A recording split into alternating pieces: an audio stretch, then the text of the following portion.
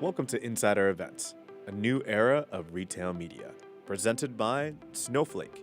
Here's our host, senior advertising reporter at Insider, Lauren Johnson. Hi, I'm your host, Lauren Johnson, senior advertising reporter at Insider. Welcome to a new era of retail media, presented by Snowflake. Today, we will unpack what the new era of retail media looks like. With combining first-party data on shoppers, exclusive inventory, and engaging ad formats, retail media is now the third largest digital channel in the world. Our conversation today is among leaders representing the perspectives from the agency side, the retailer side, as well as the tech side. And we will address questions such as, what are the key benefits of using retail media channels for advertising? How retail media changes the advertising industry, and how brands can stay ahead of those changes.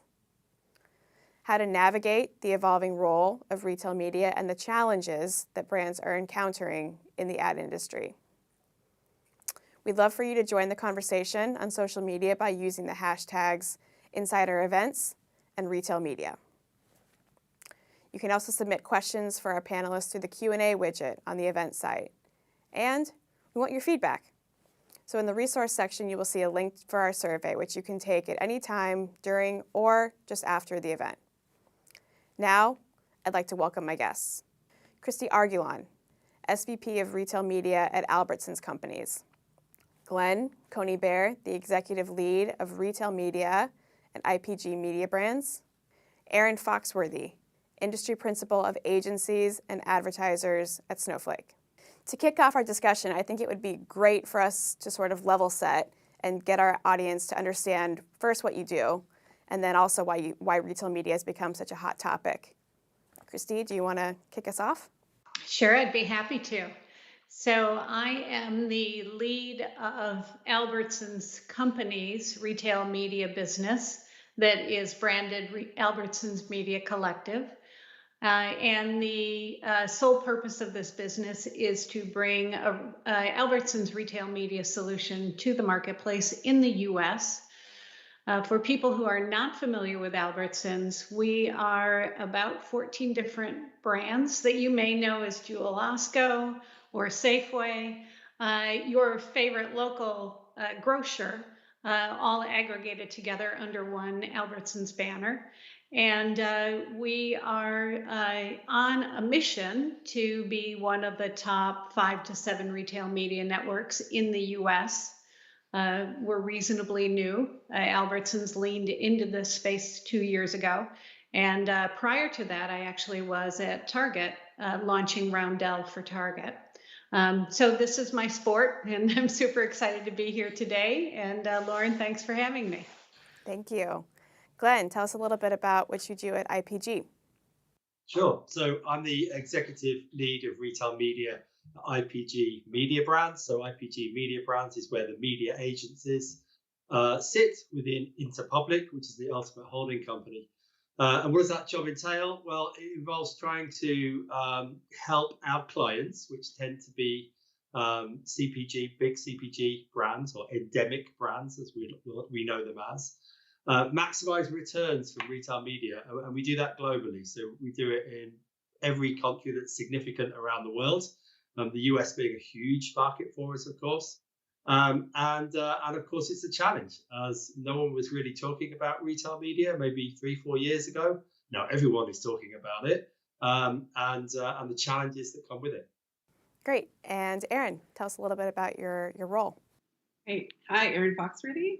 I'm the industry principal at Snowflake, covering agencies and advertisers. And so I have a wonderful job of helping our brands and agencies mobilize their data across our data platform globally. So how do you think about bringing your consumer data together so you can take advantage of things like retail media? I'm so excited to be here today. Excellent. So as I mentioned, let's sort of talk about what factors have kind of contributed to retail media's growth and evolution over the past few years, and why it is now, the third largest digital channel. Why? Just gonna, I guess, throw this out to maybe Glenn first. Glenn, why do you think retail media has become such a hot topic these days? I think it's a bunch of reasons. I don't want to be the first person to mention the pandemic in the first 2 minutes, but that's part of it for sure.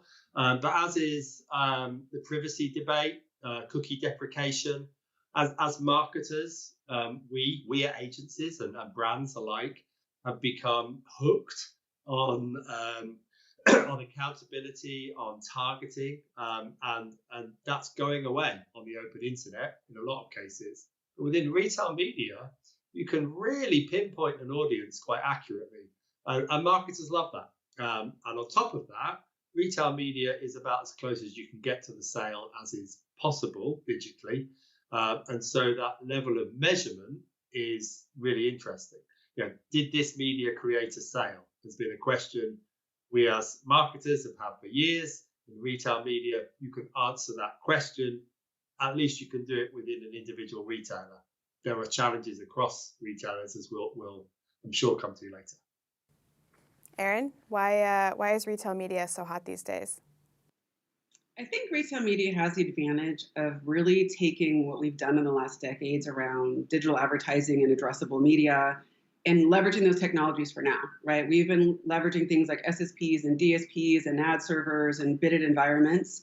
And that's matured, right, over the last 2 decades of kind of digital advertising. And so I think retail is taking what Glenn just said, the data, right, the retail environment, but also it has a mature technology foundation and ecosystem to leverage. And so I think it's really helping accelerate kind of where retail media is today.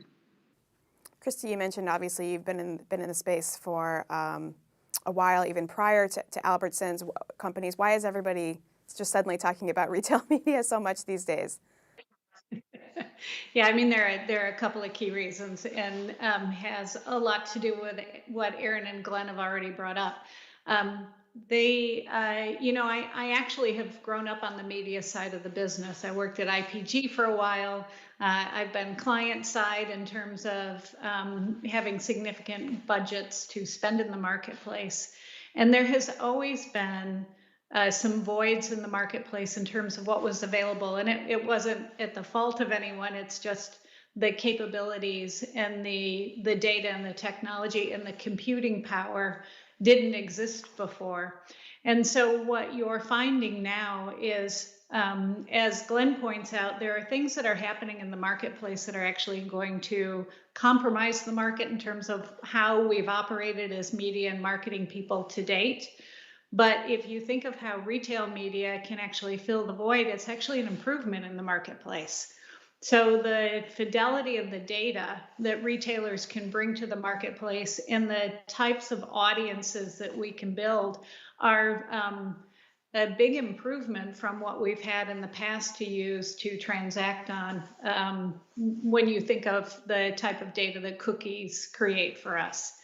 So the ability to have higher fidelity data to build higher quality audiences, real people doing real things, and then to be able to have the measurement to show that an item moved off the shelf, or eventually that Albertsons group of customers actually went and built a car online. Like there's all these different applications to retail media that is coming.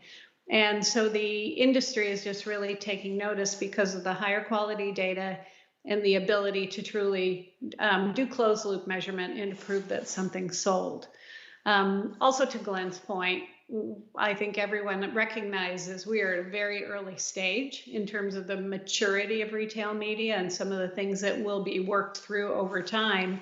But even the contribution that we're making to driving sales and driving growth for CPGs in particular is something that everyone is taking notice of. And enough of the big brands have been in the retail media space for a while and have validated the importance of retail media to driving business outcomes as well. So it's just, I think, with more certainty and more proof, the industry is seeing that retail media is the real deal.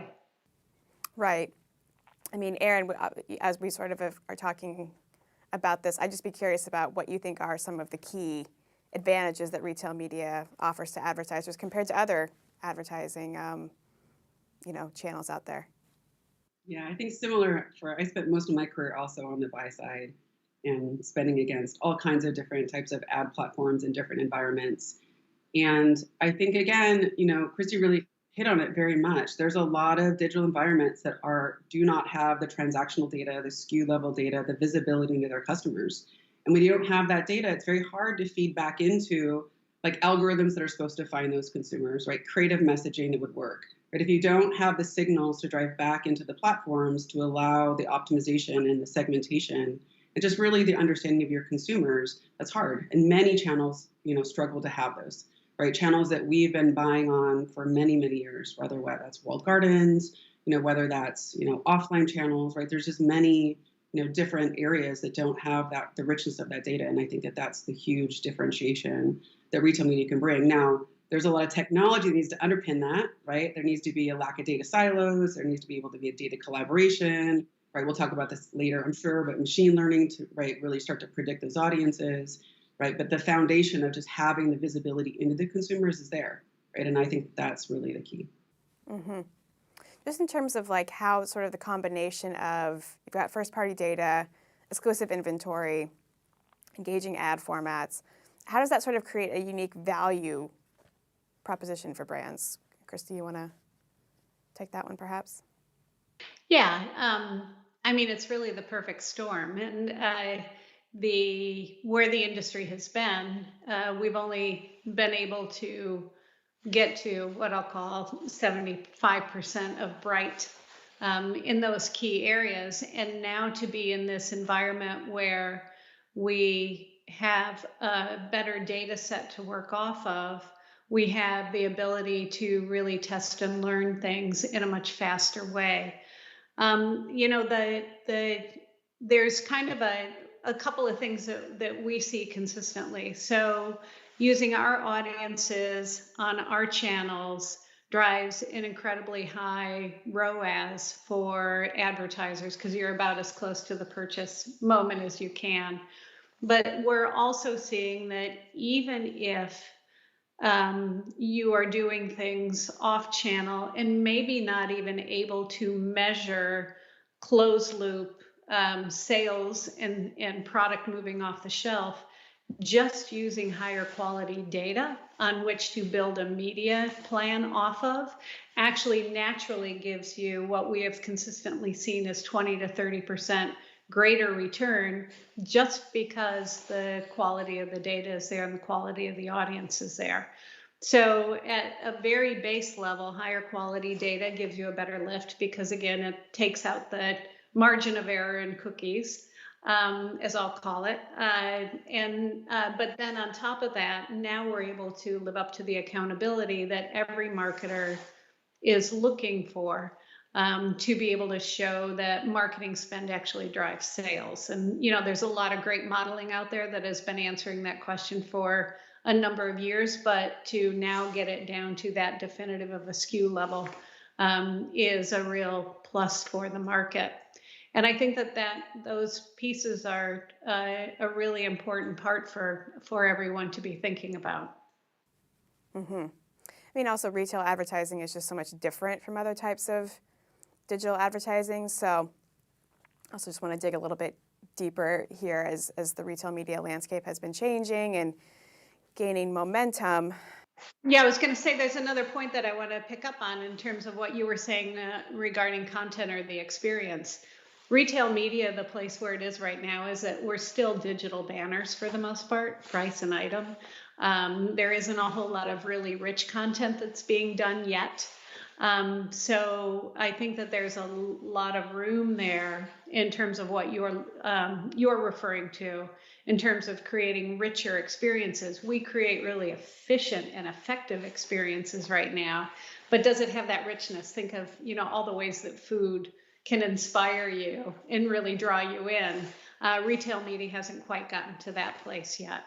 And then the other place that we're leaning into right now is applying retail media data and measurement to things like linear TV, where it really gets interesting. And when you juxtapose that to maybe where Nielsen is in terms of impressions, did I get the impressions I thought I bought?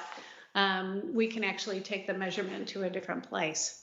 Yeah, is video, in other words, like an interesting area that maybe retail media hasn't gotten as much into, I guess, as other types of other ad formats like we were just mentioning a second ago? Yeah, absolutely. So think of Pinterest-like content or YouTube cooking instructions, TikTok, that kind of content actually on our own properties as well as on the social platforms is a really rich opportunity for us. Retail media networks aren't necessarily known for having big studios and to be able to pump out a lot of content. So at this point, we have to rely on the content that the advertisers bring to the relationship, and so that's a key component too. And would love to even hear from Glenn in terms of what he's seeing from his clients in terms of leaning in from a content perspective. Yeah, Glenn, what sort of assets do your brands typically have, maybe when they are investing basically in retail media? I mean, it varies around the world for sure. I mean, if you want to look where the future for the Western world is, then you tend to look east. And if you look in the east, actually, social and commerce became one some years ago, and it feels very natural. Whereas it wouldn't feel natural today for, say, you go to Albertsons to do your shop, and all of a sudden there's a TikTok influencer telling you how dope the bread is, right? It's gonna feel odd. So we're not there yet. And I would say, actually, what brands are saying to us mostly at the moment is not where are the content opportunities, where are the best content opportunities within retail media. They're saying, where is the best data within retail media? Where is the transparency? Where is the most effective measurement? Because they can see that there is a sale, but do they know it's an incremental sale? Do they know if they move spend from retailer A to retailer B, whether that would be a positive move or not? And those are the questions that we're trying to answer right now. I don't think we're that far away from some really innovative retail media content, but we've got to sort out probably our measurement house first. Mm-hmm. Erin, in what ways are you sort of seeing the sort of rise of retail media channels reshaping the traditional advertising industry? What fundamental shifts has it brought with it? I think a lot of the conversation that we're having right now which is really interesting. There's the concept of the on-site, right? So how are you actually serving? We talked about these banners, these search ads, and then there's more of the offline, right? When you're in the stores and what's that environment look like? And I think the unification of those two things and be able to measure those two things is really fundamentally different from a lot of the channels people have seen. They might have done those separately, but not holistically. And so to do that requires a lot of things. It requires the ability to have the right technology platforms to bring that data together. It requires things like our rich identity partners. It requires you to have things like consent management on how you're hitting those customers in those environments. And then one of the areas that Snowflake really leans into is then how do you bring that together and then collaborate on that data, right? How do you allow brands to bring their own measurement for transparency, as an example, so they can do things like cross online, offline, reach frequency, right? Or, right, how do they bring that incrementality measurement without exposing maybe their underlying data sets? And so a lot of the times it's not only just the technology and the unification of the data, it's also what does data collaboration look like, right? When you're following privacy, right, regulation and consent, you're building trust with your consumers. And then also, right, how do you think about from a signal loss perspective, right? We talked at the top of the call, right? There's going to be a world in where first-party data is, one of the key ways we transact, right, in this industry. It's going to be much harder, right, when we have signal loss. And so a lot of the cloud technology, like luckily where Snowflake sits, is helping a lot of these things come together. Right? And I think that's really the big difference for retail is that they have this rich data, but data collaboration for us to continue to be able to do the things we want to do, right, is going to require new technology. Mm-hmm. It's also seeming to require different approaches from a lot of advertisers. Glenn, I know IPG has sort of recently launched the retail media retail practice that obviously you're involved in. You've seen other sort of holding companies and agencies make similar moves. Can you tell us a little bit about how you're structured and why you have sort of developed this practice? Yeah. I mean, Erin just used the word unified, and that's our favorite word. So what we've built is a unified retail media solution, because while the performance of retail media networks is good on the face of it, the challenge that brands have, especially those endemic brands that have a level of commitment to retailers anyway in terms of promotional spend, the challenge they have is what I referred to earlier: is how do I really know whether retailer A is better than retailer B when the data I get back from those retailers is totally different? The look back windows are totally different. ROAS means a different thing to each of them. And then, on top of that, how do I know which of the tactics are really truly working? Sponsored search, sponsored display, and then the big question is, but the sales I'm getting, are they incremental? Are they truly incremental, or would I get them anyway? And so the unified retail media solution is designed to solve for that. And it touches on what Erin just said. Actually, it at its heart is bringing disparate data sets together in order to compare and contrast and harmonize that data, so that we could genuinely say to our largest CPG clients, okay, yes, we're actually seeing retailer A is outperforming retailer B, so we think we should be moving spend. And we can do the same as well with audiences. The audience data at retailers is really rich, really powerful. But you want to be able to buy a consistent audience. Big CPG brands don't want different audiences based on different retailers. They spend millions, if not billions, of dollars working out who their target audience is. That's exactly who they want, and so we need great technology to be able to go and find those audiences that are as similar as possible in every retailer. And so, the solution is about unifying retail media, right from the start, audience definition, through to planning, through to optimization, through to measurement. And it's also, though, where the industry is heading. I read, Christie's Alberson's manifesto, I guess is the right way to call it, on this, and I loved it. I haven't seen another retailer say that. And it's genuinely what brands are crying out for, more standardization. And I think when we solve that, we will see a true explosion. I mean, it's growing, retail media, it's growing rapidly. That's when we'll see a true explosion. Christy, do you want to talk a little bit about how you're sort of seeing, agencies and advertisers adjust their strategies and allocate more budgets to retail media, sort of similar to what Glenn was saying, curious if that sort of extends elsewhere? Yeah, I'm happy to do that, Lauren, and thank you, Glenn, for kind of the tee up and the call out. One of the things that we do here very consistently, and my boss, who's also the CEO of our company, sits in a lot of client meetings with me, and we're hearing loud and clear that there is so much interest and so much goodness coming from retail media. But if we continue to each be a snowflake, not the same application here, Erin, in terms of the use of the word snowflake, but if every one of us is a snowflake, and it's nearly impossible for any one client, let alone multiple clients, to be able to compare us to each other, there will be a cap on how much contribution we can make to the media industry, the growth of key companies in the US, also around the world, and certainly the benefit of retail media for a retailer. We are hearing from clients that they are in an economic time when everybody's being asked to freeze on hiring, or to cut back, to hold back on headcount, because we're so complex as a media sector.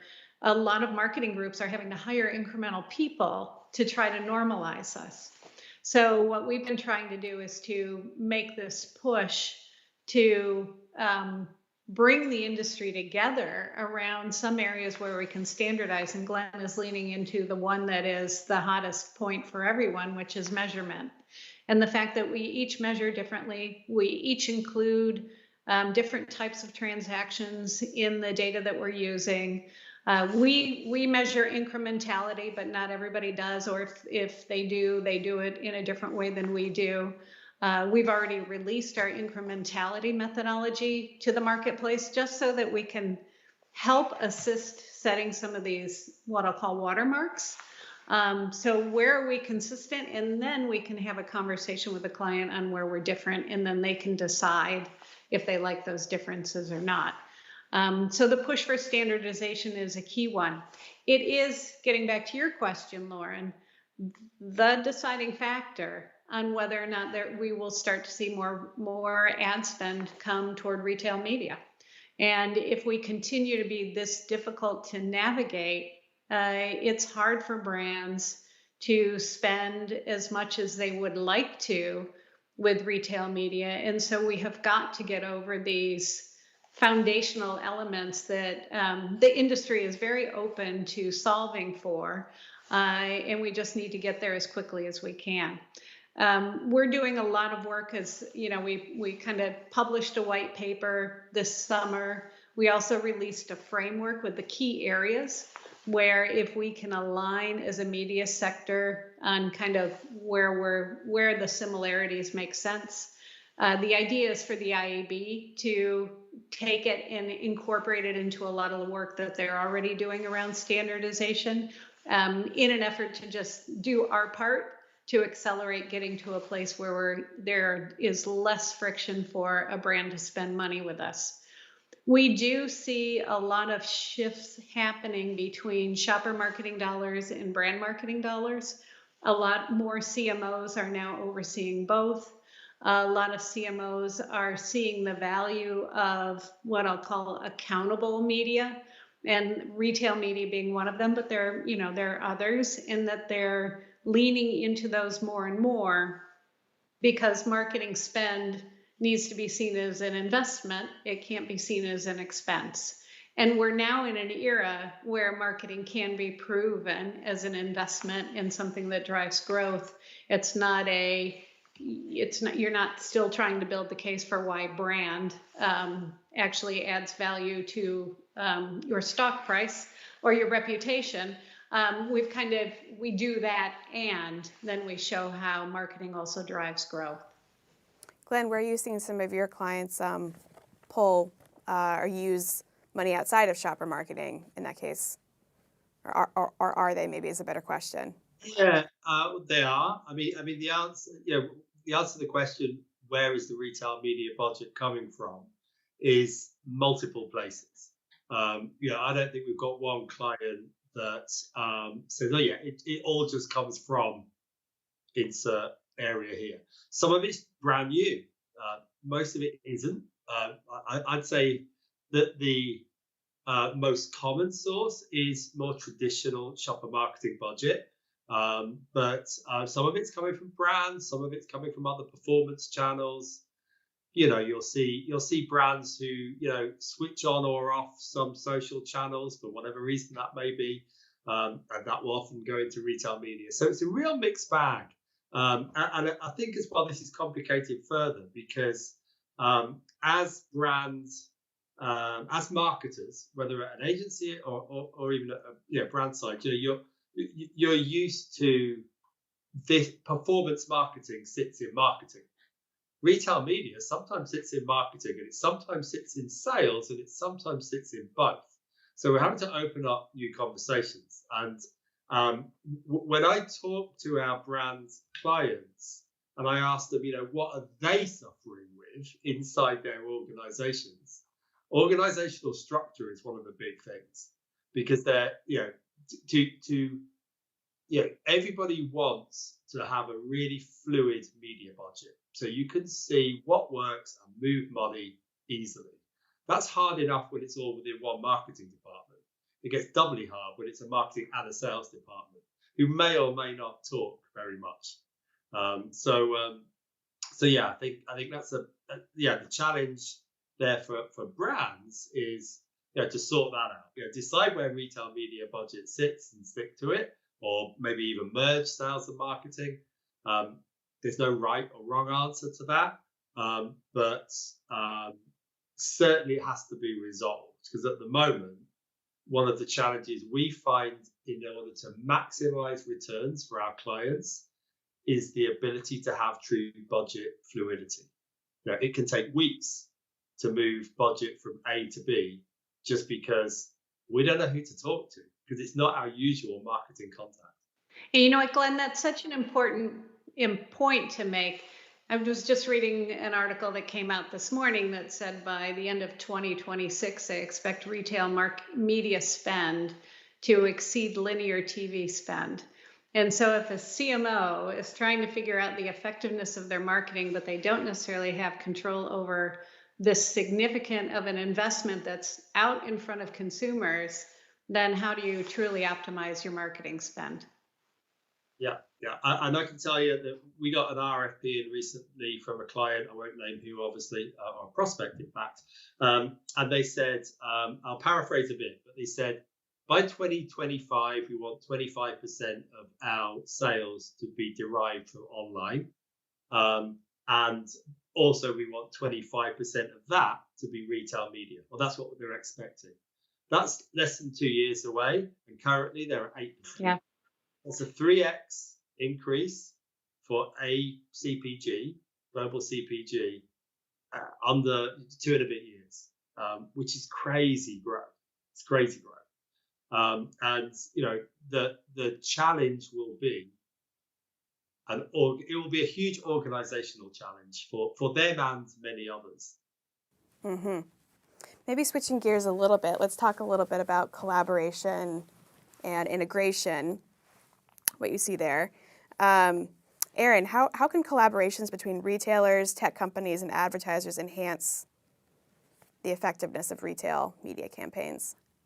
It's interesting because we just talked about the silos that sit within marketing and agency teams, but there's also silos between data teams, right, and their marketing counterparts. And that silo in itself is as important because the data is what fuels everything we're talking about, whether that's the brand's first-party data from a targeting perspective or the retailer's data. And so at Snowflake, again, right, our overall goal is to mobilize world's data. And so what that means when we get into the marketing sector is making sure you have a clear view of your customer. So where your data is coming in, the technology that can land in a single source, reduce the silos. So now you can shine a spotlight and say, I understand the data I have. What I see in that data is I might have holes, right? I might need to enrich that data.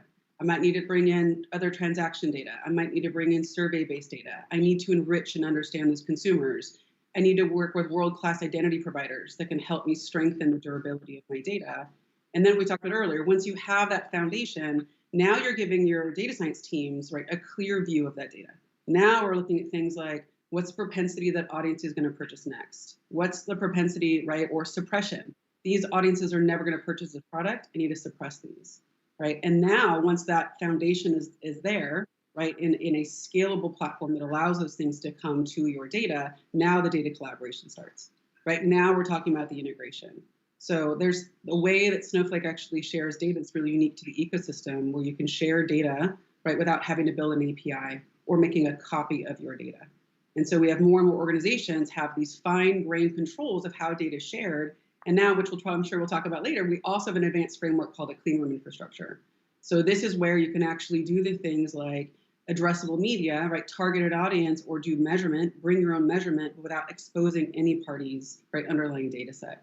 And so again, once you have that clear view, right, you're in lockstep with your IT organization and your data teams, now you're unlocking these amazing collaboration opportunity, right, that's coming new to the industry that these cloud technologies are now providing, right? And so we see kind of that long journey, right, the retail side doing it as well as the brands, right? We sit on both sides, right? So we can see our brands starting to do their customer, right, journey better as well as the retail companies. But it's really these platforms that are allowing that to happen. Mm-hmm.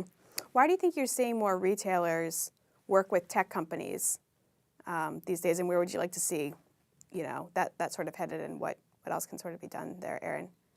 This is really just an advancement of cloud technology, right? This is a lot of data, right? If you think about the scalability of some of the data that's coming off some of these platforms, like just ad logs within a DSP, just as a pure example, these are billions of rows of data, right? You have to have the ability to scale up, scale down your organizations.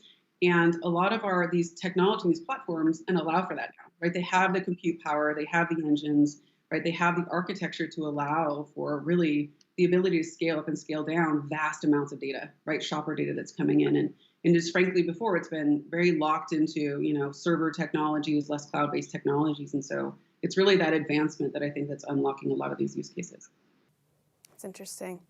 Let's also sort of move on to talking about the consumer experience and privacy when it comes to retail media. As retail media becomes more pervasive, how are brands sort of ensuring that their ad efforts enhance the customer experience versus disrupt the shopping experience?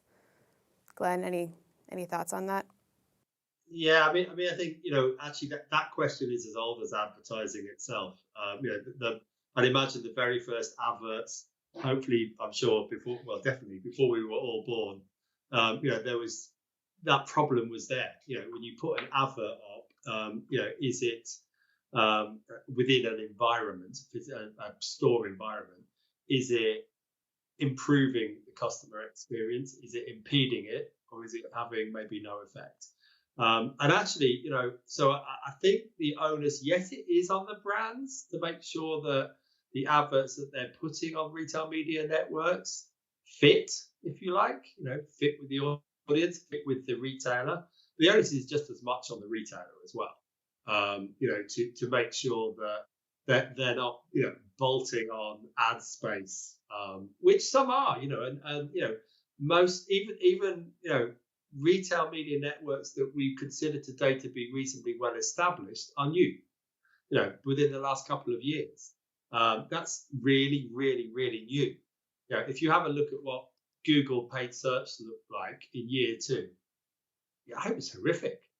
And now it's incredibly sophisticated and chock full of machine learning and AI to do the job for you. And that's where we'll get with retail media. But I would say the onus on customer experience lies with the retailers. If they get it right, then it makes the brand's life much, much easier. Christy, how are you handling that in that case in terms of balancing consumer shopping experience with advertising? It's a constant discussion. And, there's so much benefit to retail media for the retailer as well as for the brands. Understanding where the line is, as Glenn is mentioning, is a really important piece of what we do. I think first and foremost, we have a promise that we've made to our customers in terms of how are we using their data the way that they have requested that we use it. And also, are we creating an elegant shopping experience for them so that they don't feel like we've put ads in between our relationship with them. And so there is it is on us. It is our responsibility. It's my responsibility to make sure that we never cross the line between what our customers are asking us for versus, all the things that we could do. Just because we could doesn't mean that we should. I think that most retailers are doing a pretty good job on their digital property, so their app and their websites. I think the next big frontier where we could either get it really right or get it really wrong is what we do with in-store.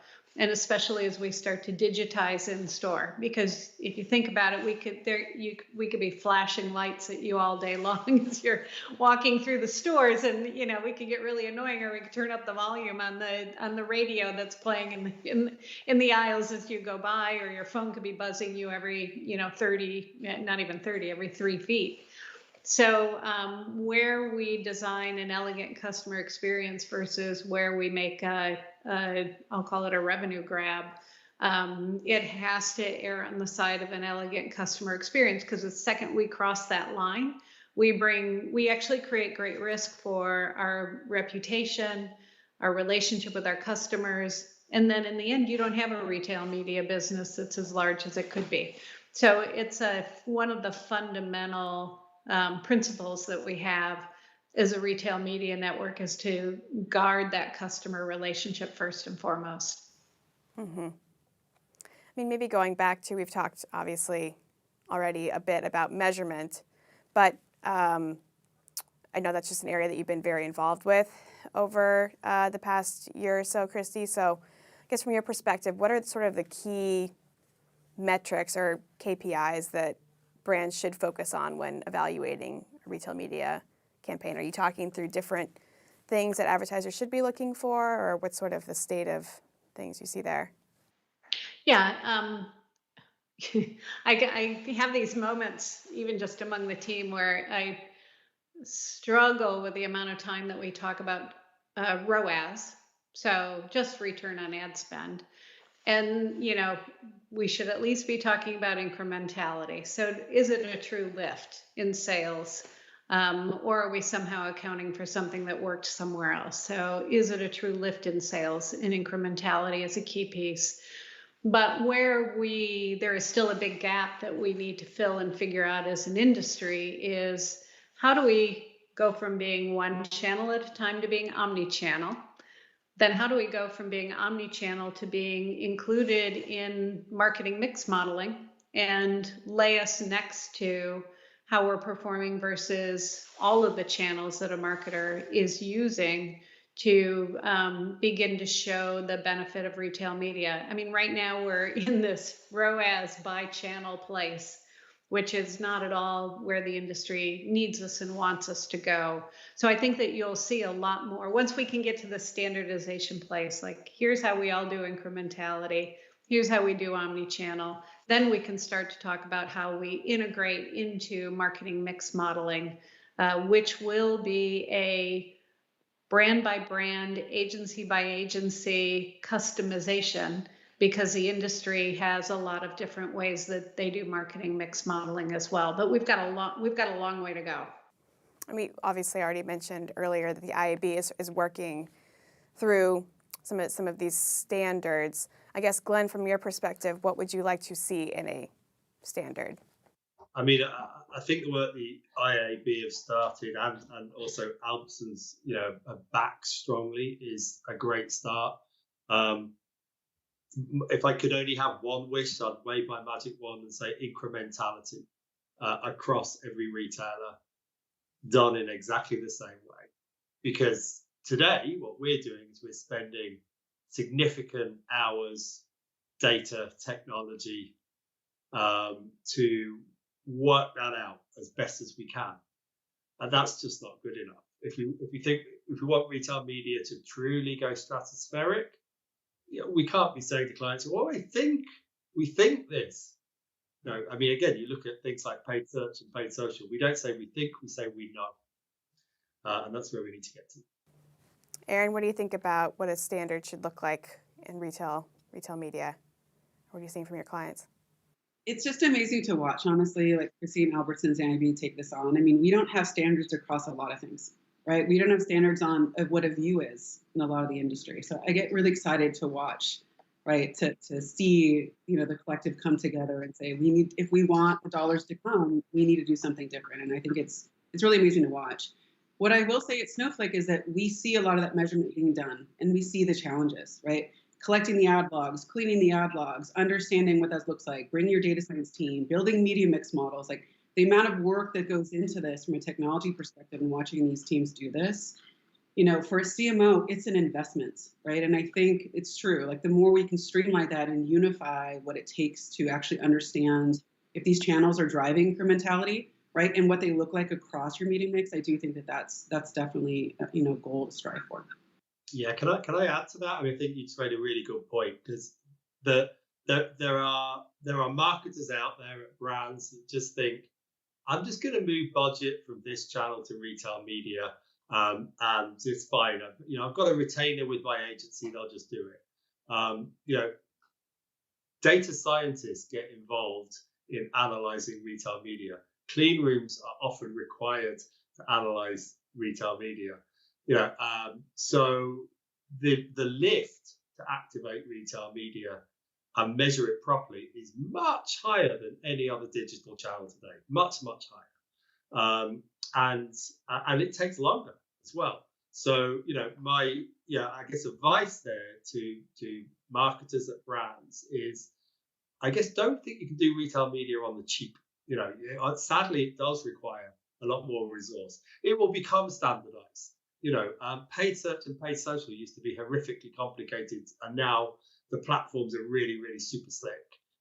We will get there, but today, if you want great returns from retail media, then you do genuinely need to invest in it, whether you're doing it yourself internally or via an agency.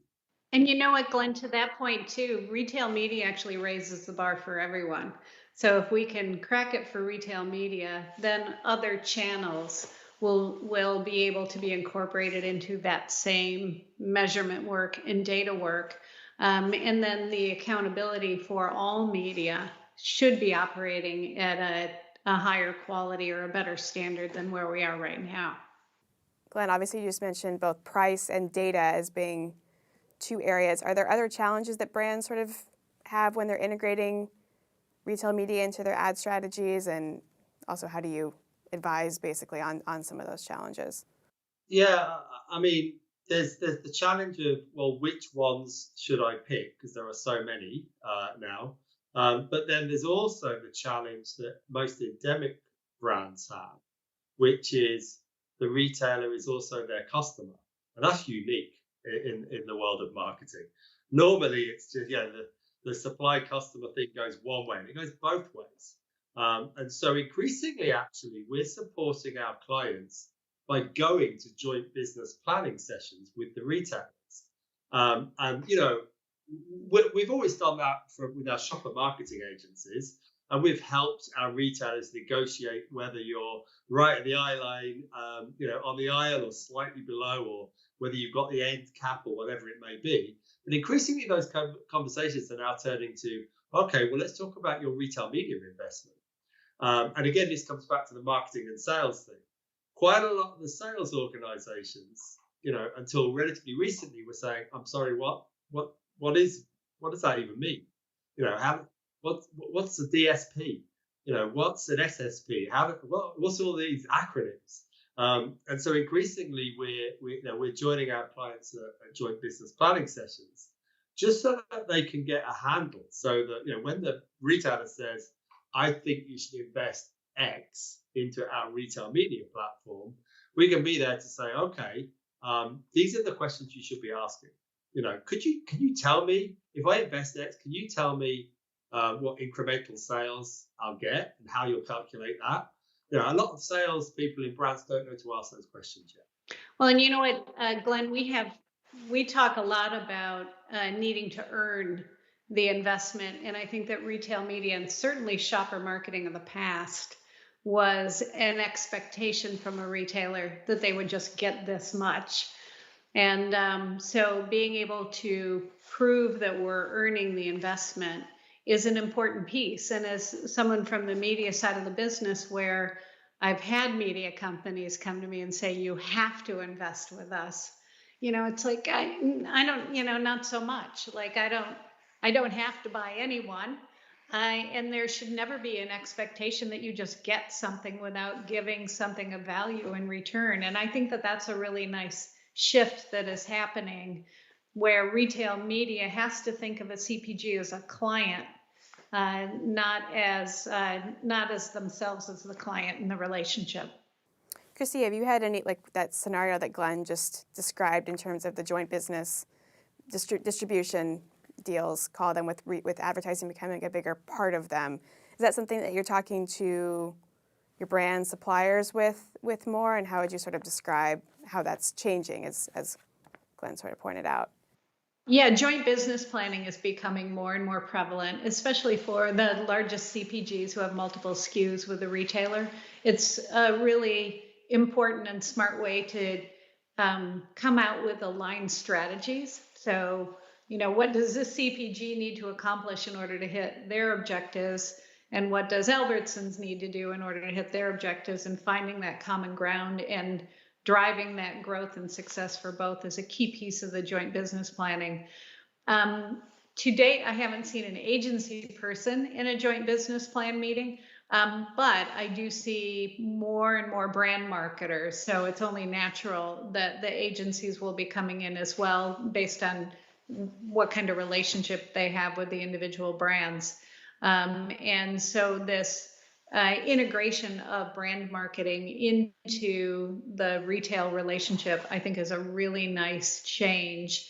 And it does allow for more of that fluidity that we've been talking about, of dollars kind of coming from anywhere to support the marketing tactics that are driving the greatest business outcomes. So it's a very natural progression. I'm seeing more and more of it happening now. It goes back to what I said earlier with shopper marketing dollars now being bundled under the more of the CMOs of the world, or the media leads.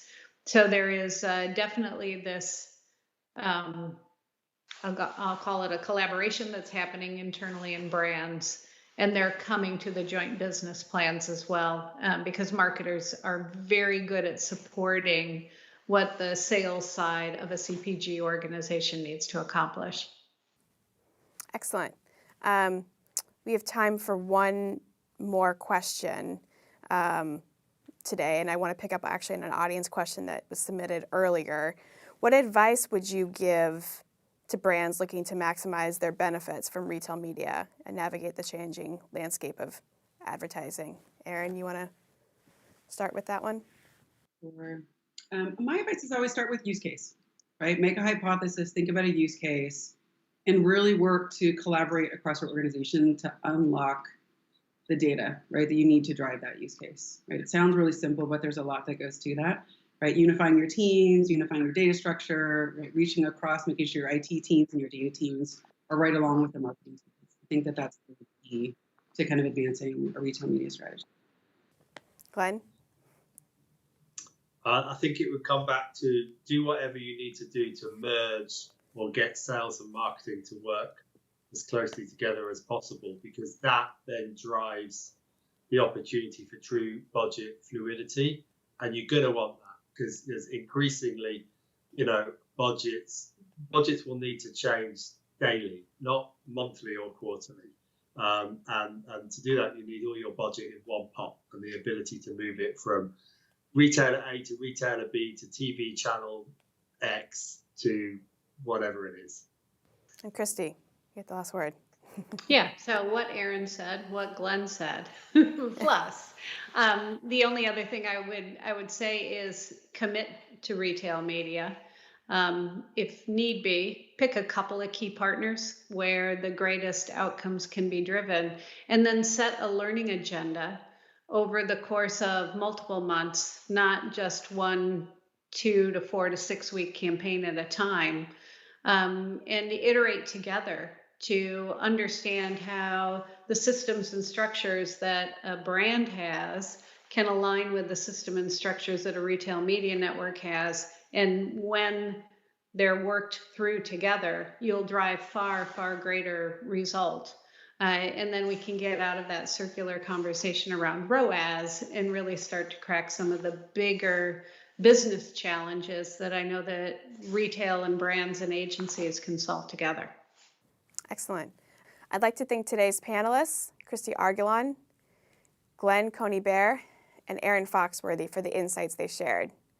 And thank you to our presenting partner, Snowflake.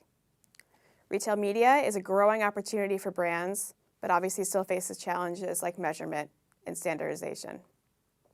We're very clearly at the beginning of what retail media means to the advertising world, but it's clear that technology is just one piece of the puzzle. Along with new tech, advertisers are thinking about how to keep customers engaged and devices and tools secure. Thank you to our audience. Remember to share your thoughts using the hashtags Insider Events and Retail Media. We'll continue to cover these topics at Insider, so please be sure to follow us. You can also find additional resources on our event site below. There, you will also find a link to our retail media event survey. We'd love to keep your feedback so we can keep improving. Thank you again for joining us. I'm Lauren Johnson. Have a wonderful day.